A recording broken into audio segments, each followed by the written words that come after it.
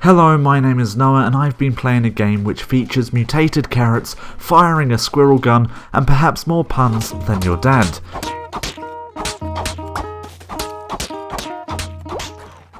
A glance at Atomicrops trailer shows you this chaotic mess of colours and pixels and information splattered across the screen, and if I'm honest, it kind of put me off for a very long time.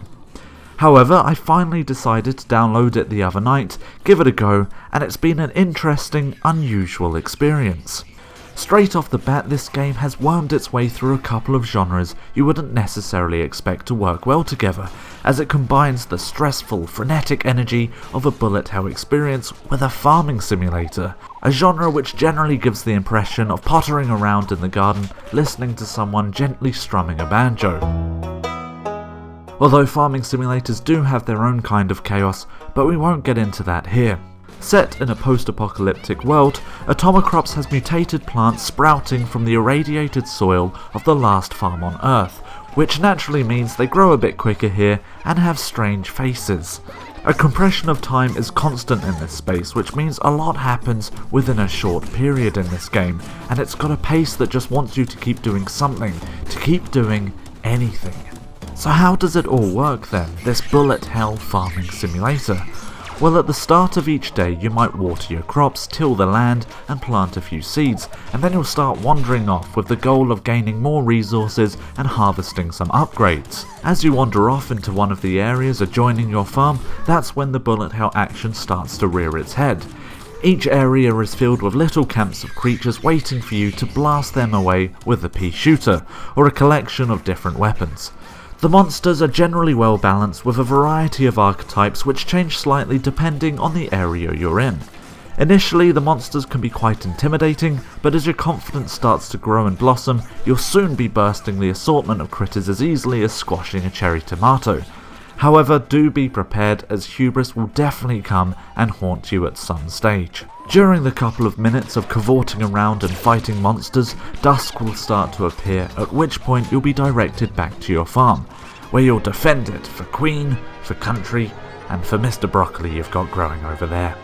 Kind of like Plants vs Zombies, nighttime is when the creatures come along to f*** up your farm, so you'll spend a few minutes fending off waves of enemies, trying to stop them from ruining your hard day's work, as well as trying to plant and cater for a few more of your leafy friends. It's often the time when there's a lot happening on the screen, and it can be a bit much trying to figure out what's happening. Thankfully, the controls are decent enough that you'll soon get used to it. However, tilling, digging and planting seeds are all mapped to the same button, which can be useful and convenient at times, but can also be irritating when you're trying to do something specific on the farm, especially when it's being attacked. There's also the fact it can be hard to tell where exactly on your plot you're focused on. On several occasions I cut some weeds when I meant to plant a seed there, and it was just down to me not knowing exactly what area of the farm I was targeting. Once the farm has been sufficiently defended though, a helicopter comes and picks you up, taking you back to the hub where you cash in your produce and spend money upgrading your weapons, getting new abilities and items. There's a lot to choose from and a lot going on, to the point where you can build romantic relationships with a few of the shopkeepers by constantly supplying them with roses. It's a fairly skin deep system, but does have a fun reward if you manage to supply them with enough flowers.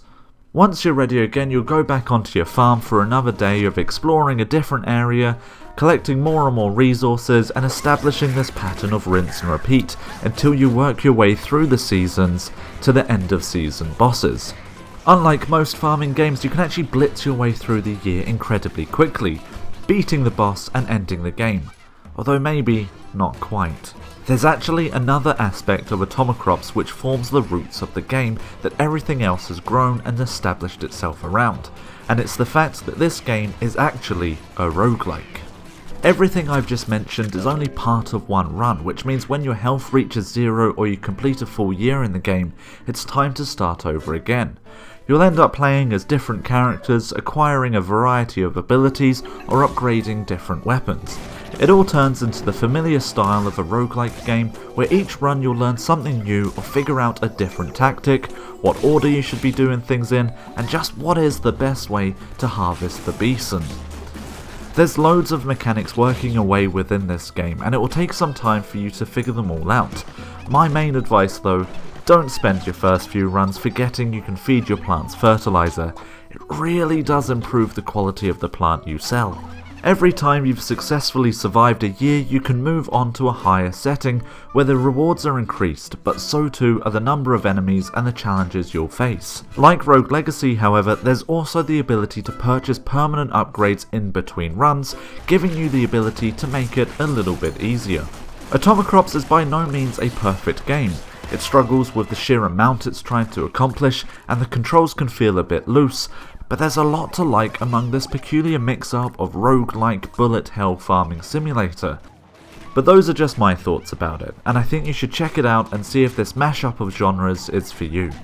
Thank you very much for watching this, and I'll leave you to do all of that lovely YouTube stuff. Thank you very much. Goodbye!